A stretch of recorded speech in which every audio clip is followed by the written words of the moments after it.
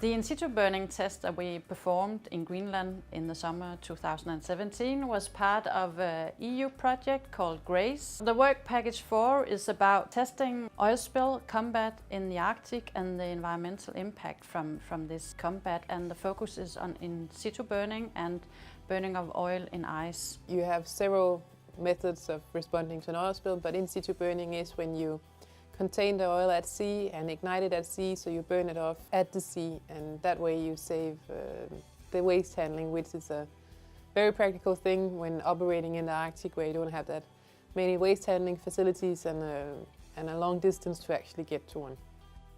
So the field tests were quite groundbreaking because we haven't seen proper field tests with heavy fuel oil. There were 2 tests, one of them was offshore, the other was a near-shore burn. We found a fjord around 50 kilometers south of Nuuk. At the bottom of this fjord there was a small rock island in the middle, which made it easy to actually close off the bottom of the fjord, so we had an enclosed area to perform the field test in. And we also had to make sure that the area wasn't used for fishing or hunting, as fishing and hunting is a big part of the Greenlandic identity and cultural traditions. For doing this assessment, you need to perform what is called a net environmental benefit analysis, and for that you need to know all the environmental aspects of using these response technologies. In situ burning might be a way that you can sort of stop the oil from drifting, but also remove the oil from the environment. By doing in situ burning, there might be some environmental side effects like development of smoke, but also residues from the burning. The offshore test, we observed that it actually took some time to perform a burn, because when you do an offshore burn, you actually have to sail at a very slow speed at the same time. So when you sail at a slow speed with the contained oil in a boom, then you have a natural cooling down of the oil from the water and the waves touching the collected oil. Another thing we learned operational-wise is that we need to look into exercising regular with some of the captains that we know would be available in Greenland, because it does take quite some skill to sail in a proper formation to keep in the oil in the boom when burning it.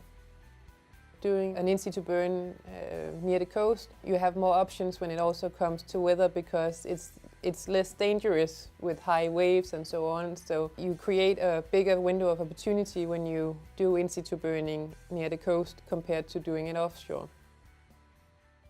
To accommodate oil spills from both shipping but also from in case of a blowout in connection with oil exploration, we tested 2 oil types. One of them was a heavy fuel oil, which can be used for shipping, the IFO 180, which is a quite viscous oil, and the other one was a crude oil from the North Sea.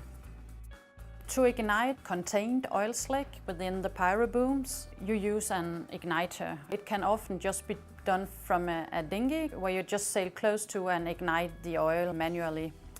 Of course, you have to take care of safety in these cases. Sometimes also you can use a heli torch, which is where you ignite the oil slick from a helicopter. The more heavy an oil type, the less volatile components is within the oil, and then it might be more difficult to ignite. So we had visitors from the Premier's office and the Mineral License and Safety Authority and the Department for Nature and Environment visiting us out there on the site, and we also had people from the Greenland Institute of Natural Resources observing our first burnout. We actually succeeded very well with this test, as we had the burning close to the organisms in the tidal zone, and we sort of had the burning at a time where the tidal level was sort of in between high and low tide. We have organized monitoring organisms and silicone sheets, which potentially take up oil compounds in the sea. And these organisms were collected afterwards for chemical analysis. After the burning, it was interesting to see that the effect on the organisms was what we would consider as somewhat limited. You could see that the seaweeds were affected by heating and also by smothering, but it was in quite limited areas. However, at present we haven't analyzed all the samples that we brought back regarding smothering of the oil and the residue. And also in the summer 2018 we will go back and monitor the effects from this burning in the tidal zone. This is a method that we think is possibly one of the best ways to respond to an oil spill in the Arctic, because we are able to do it with the resources available in the country instead of having to wait for resources from either Europe or Canada coming over to Greenland. We would definitely recommend that in situ burning be incorporated into the national response plans as one of the preferred methods of response to an oil spill.